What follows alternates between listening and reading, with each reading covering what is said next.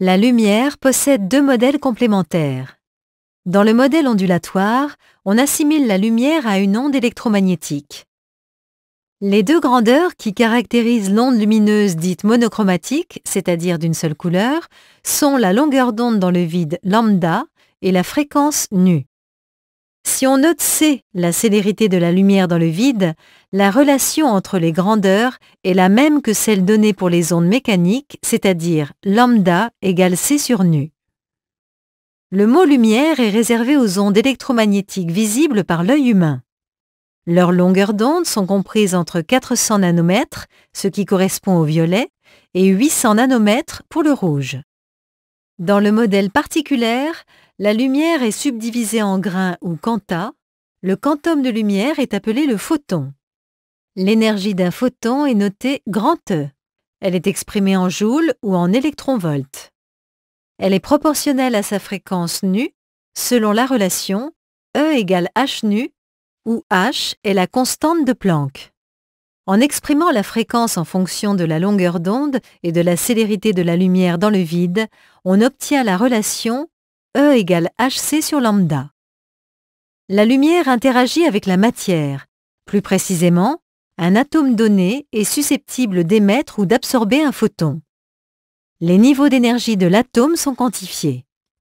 On représente ces niveaux par des traits horizontaux sur un diagramme énergétique gradué, sur lequel on distingue l'état fondamental de plus basse énergie, les états excités et l'état ionisé noté E infini.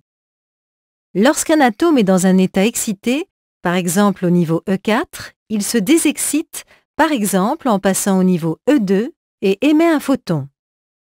La longueur d'onde du photon émis dépend de la différence E4-E2 entre les deux niveaux d'énergie.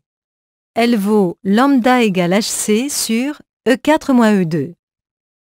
Dans le cas de l'atome d'hydrogène, cette transition correspond à la raie bleue de longueur d'onde 486 nanomètres, caractéristique du spectre d'émission de cet atome.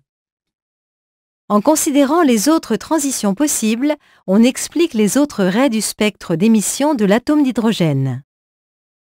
Réciproquement, un atome peut absorber un photon dont la longueur d'onde lambda lui permet précisément de passer d'un état, au niveau d'énergie E2 par exemple, à un état de plus grande énergie, E3 par exemple.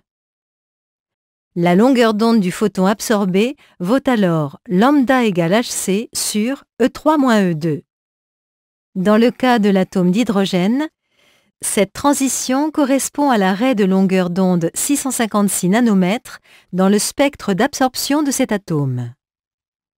En considérant les autres transitions possibles, on explique les autres raies du spectre d'absorption de l'atome d'hydrogène. Elles correspondent exactement à celles du spectre d'émission de l'atome. On dit ainsi qu'un atome ne peut absorber qu'un photon qu'il peut émettre et qu'il y a complémentarité entre les spectres d'émission et d'absorption.